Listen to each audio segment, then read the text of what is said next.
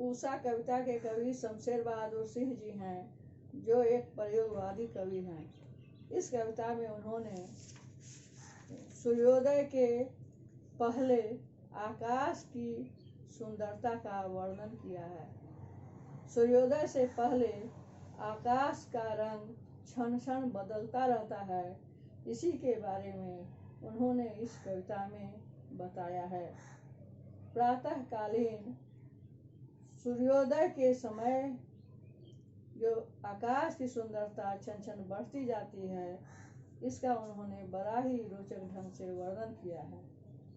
कवि कहते हैं, प्रातः नभ था बहुत नीला शंख जैसे, यानी सूर्योदय से पहले प्रातःकाल आकाश इस तरह से दिखाई दे रहा था जैसे बहुत नीला शंख दिखाई देता है। भोर का नभ यानी सूर्योदय से पहले का आकाश बहुत नीला शंख के समान दिखाई दे रहा था। फिर उसका रूप धीरे धीरे बदल जाता है और कवि कहते हैं कि अब उसका रंग बदलकर ऐसा हो गया है जैसे राख से लिपा हुआ चौका भी गीला पड़ा है। यानी जिस तरह से गांव में स्त्रियां रसोई घर को गोबर से या मिट्टी से लीप देती हैं और भींगा हुआ रसोई घर जैसा दिखाई देता है, कवि कहते हैं कि आकाश की सुंदरता ऐसी दिखाई दे रही है मानो कोई राख या छाई से आकाश को लीप दिया है और वह अभी सूखा नहीं है बल्कि गीला ही पड़ा हुआ है। इस तरह से आकाश का रंग जो है भींगी हुई छाई जैसी दिखाई दे रही है। फिर आकाश का रंग धीरे धीरे बदलता जा रहा है। कवि कहते हैं कि बहुत काली सी जरा से लाल केसर से की जैसे धुल रही हो। कवि इस कविता को सुबह सुबह गांव में होने वाली क्रियाओं से जोड़ रहे हैं। सुबह सुबह पहले गांव की स्त्रियां रसोई घर को लीपती हैं, गोबर या मिट्टी से लीपती हैं। उसके बाद काली सिलवट पर दाल और सब्जी बनाने के लिए हल्दी पीसती है। अब कवि कल्पना कर रहे हैं कि बहुत काली सिलवट पर लाल केसर डालने से, यानी लाल केसर से बहुत काली सिलवट को धोने से जो रंग होता है उसी रंग का आकाश दिखाई दे रहा है। अब गांव में छोटे छोटे बच्चे काले स्लेट पर चौक या खल्ली से लिखते हैं। यानी गांव की प्रत्येक क्रिया को इस कविता से जोड़ा गया है, यानी आकाश की सुंदरता से जोड़ा गया है। ऐसा लग रहा है आकाश की सुंदरता ऐसी दिखाई दे रही है मानो काले स्लेट पर लाल खड़िया चौक किसी ने मल दी हो। यानी गांव में बच्चे काले स्लेट पर लाल खड़िया चौक से लिखते हैं तो उसके बाद उस काले स्लेट की जैसे सुंदरता होती है, काले स्लेट पर लाल खड़िया चौक जैसा दिखाई देता है मला हुआ, उसी तरह से आकाश का सौंदर्य खूब सुंदर लग रहा है। नील जल में या किसी की गौर झिलमिल देह जैसे हिल रही हो। यानी अब धीरे धीरे आकाश का रंग बदलता जा रहा है और आकाश इस तरह से नीले रंग का दिखाई दे रहा है मानो नीले जल में कोई गौर युवती यानी गोरे रंग की युवती स्नान कर रही हो और स्नान करते समय उसका शरीर झिलमिला रहा हो, खिल रहा हो। उसी तरह से आकाश का रंग दिखाई पड़ता है। अब कवि कहते हैं कि जादू टूटता है इस उषा का अब सूर्योदय हो रहा है। यानी उषा काल कहा जाता है, सूर्योदय से पहले के दृश्य को उषा काल कहा जाता है। तो उषा काल में आकाश की सुंदरता क्षण क्षण परिवर्तित होती रहती है और कवि कहते हैं कि आकाश का जादू अब टूट रहा है, यानी समाप्त होता जा रहा है, क्योंकि अब सूर्योदय हो रहा है। यानी सूर्योदय होने से जो आकाश अनेक रंगों का दिखाई दे रहा था, उसका रूप प्रति क्षण बदलता जा रहा था।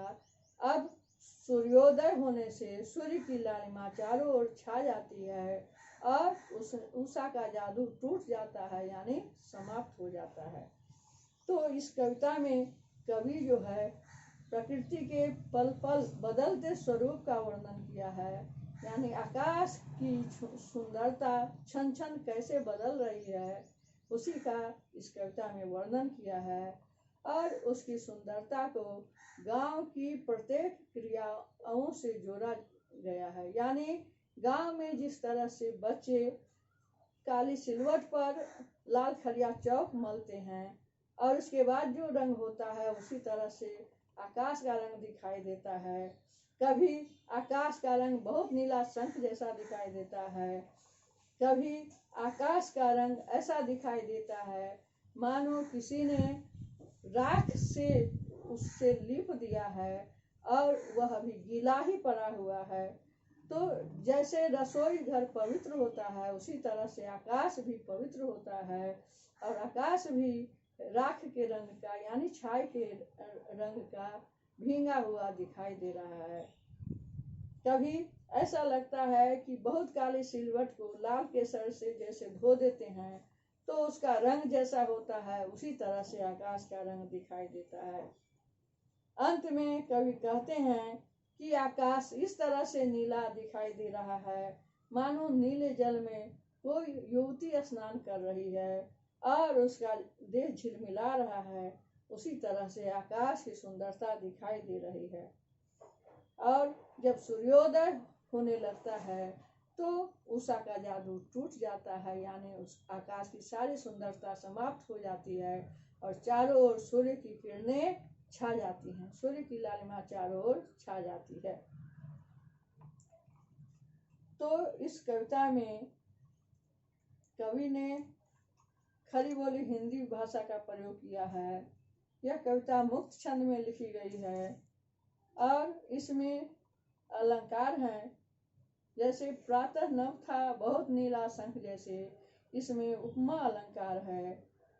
राख से लिपा हुआ चौका भी गीला पड़ा है, इसमें उत्प्रेक्षा अलंकार है।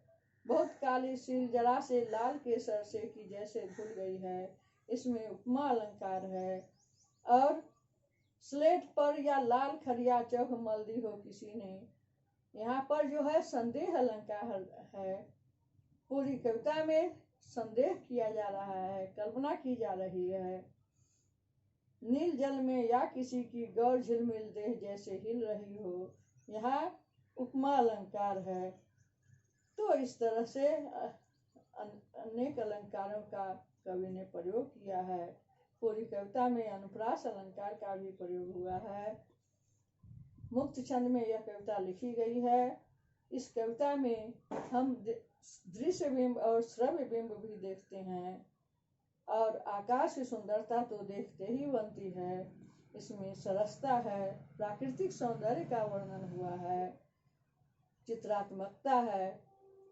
तो इस तरह से इस कविता को हम प्रयोगवादी कविता कह सकते हैं जो कवि लिखे हैं। तो शमशेर बहादुर सिंह इस प्रयोगवादी कविता के द्वारा प्रकृति के सौंदर्य का वर्णन करते हैं। आप लोग इस कविता का भावार्थ लिख लेंगे और प्रश्नोत्तरों को लिखकर याद कर लेंगे। धन्यवाद।